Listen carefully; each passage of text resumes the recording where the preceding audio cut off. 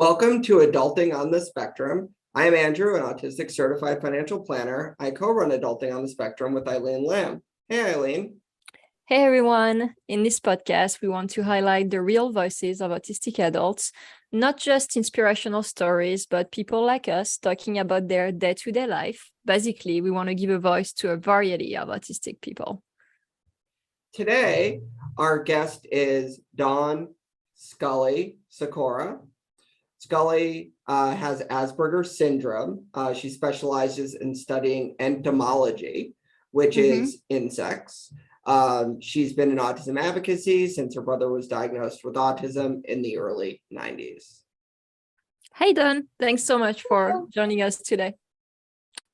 So we start by asking our guests how they like to identify, and I'm talking about pronouns, she, her, they, or any pronouns, and also your autism identity. So on a spectrum, autistic, Asperger's, what are your preferences? I'm female, so she, her, pretty standard. And I do identify as a person with Asperger Syndrome. So, yeah. Nice. I think that's our first one who specified that as their preference. Would you agree, Eileen? Yeah, I think you're right. Yeah. Cool. So very cool. So, can you tell us again about your diagnosis, what led to it, what it was, how your life changed since or didn't? Well,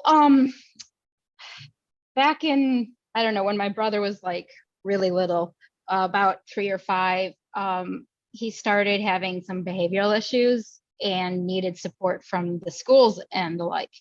And he was diagnosed originally as PDD-NOS. And then as time went on, they were like, okay, he's high functioning autism. And he had a lot of seizure disorders, a lot of challenging aspects to growing up with him. And it wasn't until I was about 28 when there was a study out of UIC, University of Illinois, Chicago. And they were doing a siblings brain scan study. So basically to utilize MRI brain scans to sort of identify, to see if they could use that as an identification tool for people on the spectrum. And so they were comparing siblings whom they thought would be, neurotypical, healthy representation, comparing them to their siblings, and also having a control cohort of siblings that were basically non-ASD. And it really was the functional MRI that helped identify me as an individual with Asperger syndrome, because basically I do strongly present as mostly neurotypically passing. I am very quirky in my presentation, and it does cause interpersonal relationships issues. And that really came out in my mid to late 20s, especially as I got out of my undergraduate program and moved into sort of very female-centric professional environments where a typical social profile of a female is more highlighted. I don't have those. So that's kind of one of the things that I was like, okay, I'll participate into this research study because, one, I really enjoy contributing to the scientific process, myself being involved in science and research. I also like to participate and help other researchers achieve their goals. And that sort of all wraps up with autism advocacy, because I grew up with that. Like, that was my community. Those were my peers. My brother has autism. And then at that point, it was unknown if I had Asperger syndrome or any ASD spectrum. They just thought, neurotypical, let's see.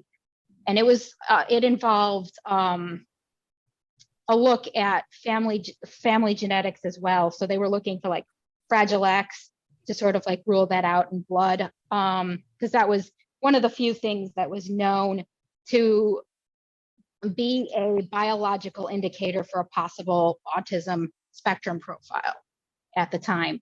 And that was the early 2000s, roughly. So around 2006, 2007, 2008. I guess that's not like early 2000s, but it's 2000s. So. And so you use the term Asperger's, which, like we said, was like the first time I think someone prefers it. That's the term I was diagnosed with too, and I like it. So do you identify with it more than the other? Seems like it, and why? I do. I strongly identify with Asperger syndrome because that is the diagnosis I was given. It represents my position on the autism spectrum as an individual with an ASD profile.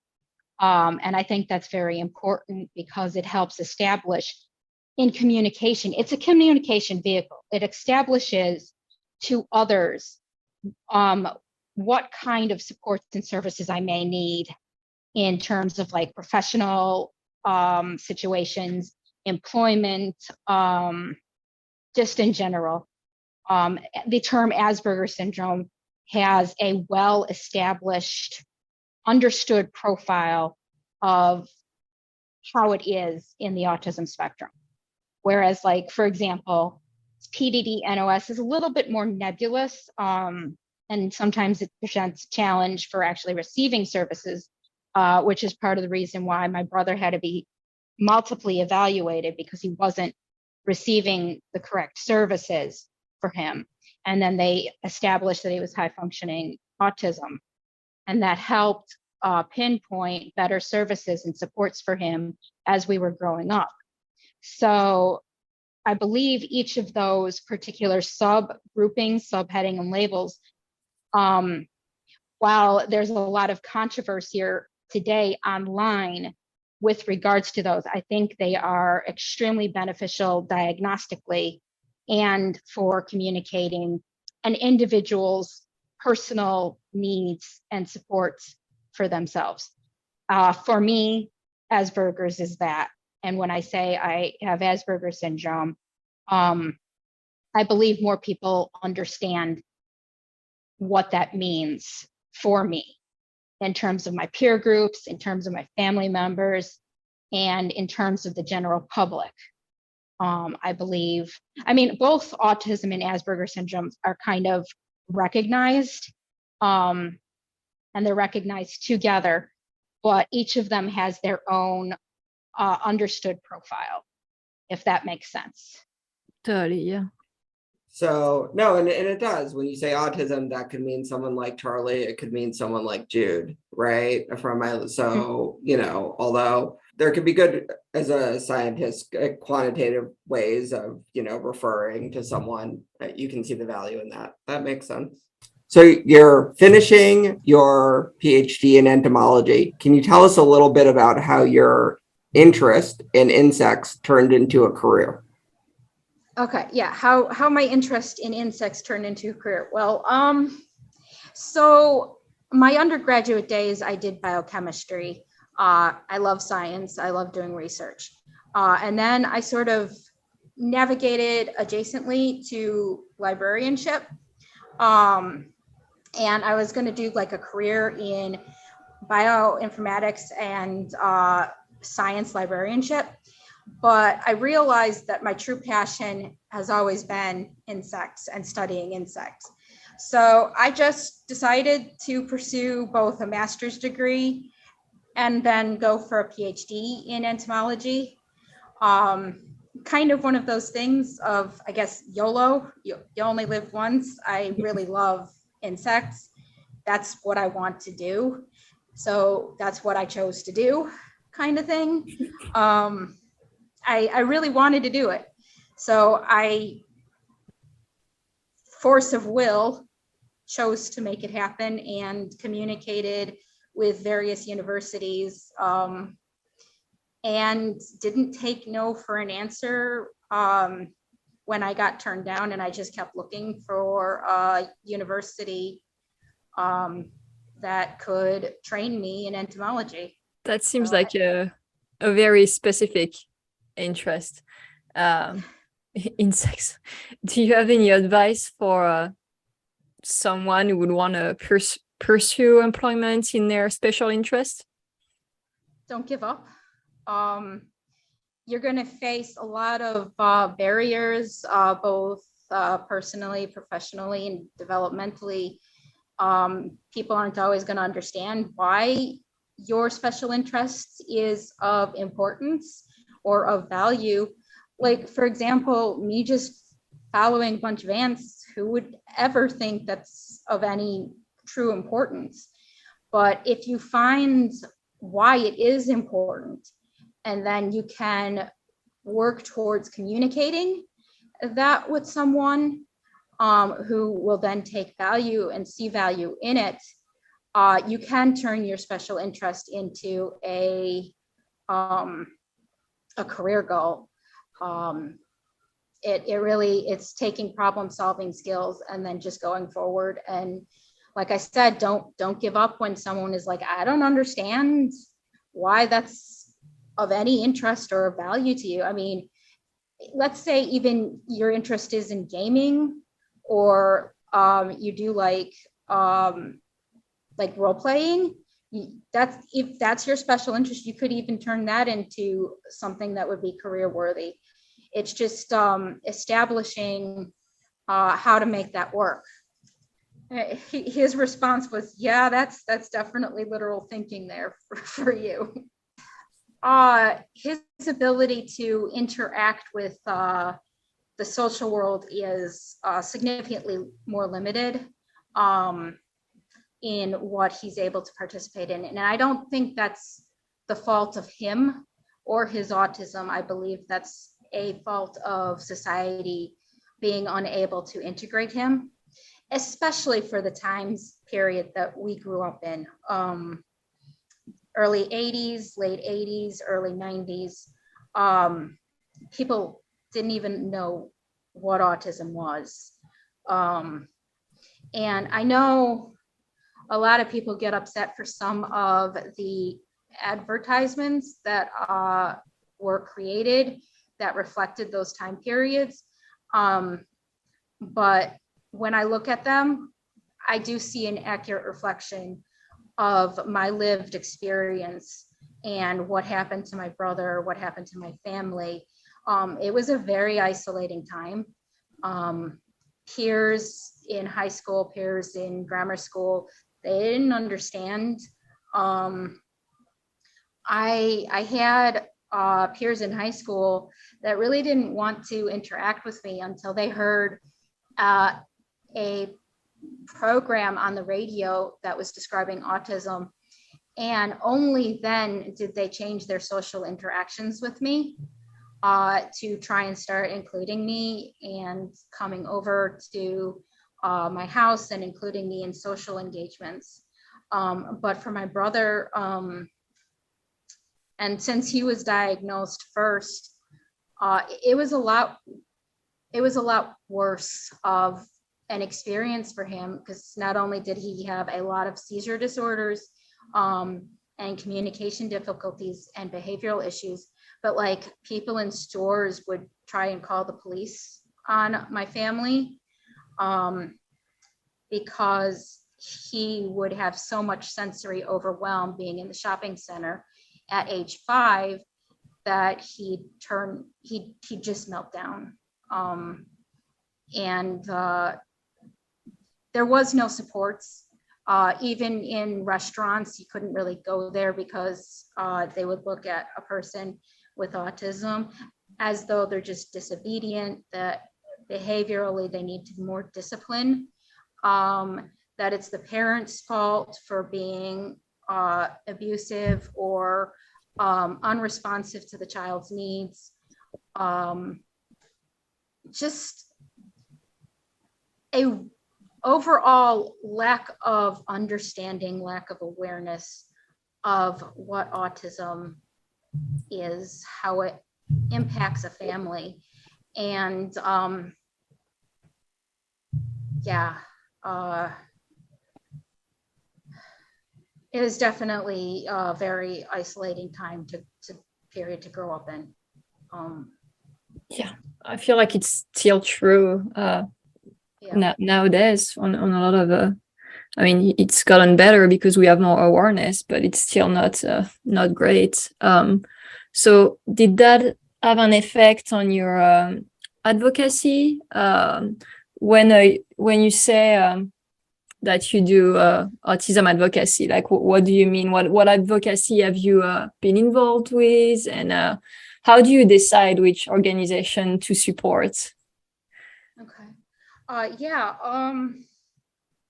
It definitely had an impact on my personality development and what kind of advocacy I go towards. Predominantly grassroots, and I've been involved in advocacy, specific regards to autism, for a really long time. Basically, as soon as my brother was diagnosed, there wasn't so much as active advocacy back then, but I would explain to my peers that my brother has autism, and try to give them some brief understanding of what that would be like. And then as I got older, I got more and more involved. For example, I mean, I'm technically still a Girl Scout now. I'm a lifelong Girl Scout. But I was in Girl Scouting when I was younger, and one of their highest awards to achieve is the Girl Scout Gold Award. And for my project, I created a website called DFDN, so DuPage Families Disability Network .org, and it's still in operation today. And what we do with that organization is we bring local personnel, like disability, like PACT or Ray Graham. These are local disability organizations within Illinois, specifically around the DuPage area. And we bring in speakers at our library and have them present. So topics such as transitioning, student needs, adult transitioning, and then general disability issues for, like, it doesn't even have to be autism. It could have been like something like cerebral palsy or Down syndrome. But trying to connect our local community, which is basically my hometown is Lisle, and then all of the DuPage area, with disability professionals. And another topic we would bring up would be ABLE accounts. I don't know if you're familiar with those. They're for individuals with disabilities, usually established before age of 26, to help. They can allow individuals to pay for certain expenses while still being exempt from government benefits. I'm a certified financial planner. I was an ABLE ambassador with the ABLE National Resource Center, and I speak around the country to other professionals and families on ABLE accounts all of the time. So what can everyone do to, be more kind to each other? What can people do to, advocate in a way that is, as accepting as possible? Stop targeting people for their diagnosis. Allow us to use the language we need to communicate our needs the best, be that Asperger Syndrome or autism or functional labels. It's very controversial online, and it really needs to stop. It's not beneficial to families. It's not beneficial to individuals on the spectrum. It needs to change. It's not gonna help any of us in the professional world if we keep doing these kind of arguments that are semantics based. And So what would you say to the person who says, well, it's not a diagnosis anymore, so you're the one distracting from the conversation? What would you say to that? It's definitely still a diagnosis. My paperwork didn't change any. I don't see them stepping up to the plate to offer to pay for a new diagnostic procedure. And it is how I get accommodations at work as a diagnosis. And they're not there in the office with me when I have to communicate with HR or communicate with a medical professional. So they're just, it's not distracting from the conversation. It's my life, it's my diagnosis, and they're going to have to start respecting that, especially if they want people to listen to autistic people. Individuals with Asperger Syndrome are amongst that, and they need to hear us. That was a great answer. Perfect way to end this interview. Well, we do want to know where we can find you online. If you have a Instagram, Facebook, anything, now is a good time to tell us. Well, I'm on ResearchGate. I'm on LinkedIn. I am on Facebook, and I also have currently a GoFundMe set up for trying to get a service dog to help me with some of my other disability issues, both Asperger Syndrome, and then I do also have endometriosis. So those two kind of things sort of tie together in creating a disability profile for me. Could have talked about that too. Well, we'll share in when we go live. So hopefully you get some help. Going to ask you some quick fire questions before we log off. So first answer that comes to your mind. You ready? Okay, sure. What's your favorite animal or pet? Bearded dragon and a praying mantis. Okay. What's your favorite drink?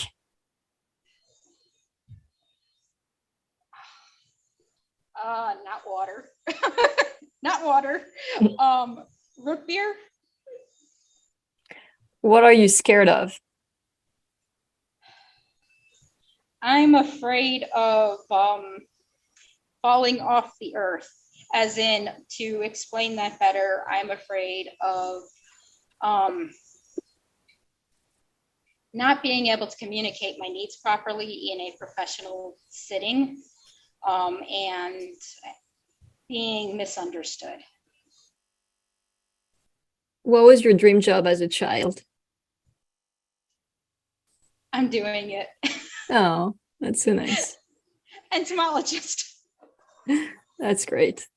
Okay, so this question, we actually started taking notes on it to see what people answer. Okay. So the question is glow in the dark a color, a property, or both? It's a property of a color. So both or property? Well, so for example, the glow in the dark, we should have something glow in the dark, Eileen, to hold up, to show someone. That's a good idea. We need to buy something so you can hold it up on the podcast as well. I guess. We're visual people, right? So, but like that yellow, like that glow in the dark when the lights are on, like that color. Is it a property, a color, or both? It's definitely a property. It's usually fluorescence or incandescence. So scientifically speaking, I have to say it's a property. Only a property. Okay, Yes. got it. So you're fine. Sorry, Andrew. No, I'm just kidding. Yeah, all good. Sorry. No. Sorry. I accept the scientific findings of the community. So Okay. Yeah, that was it. Thank you so much for coming today. That was a great. It was great meeting you. Yeah. great meeting you. Thank you. I'll see Thank you for guys coming. around in the community. Thank you for having me. Thank you. Thank you. Bye-bye.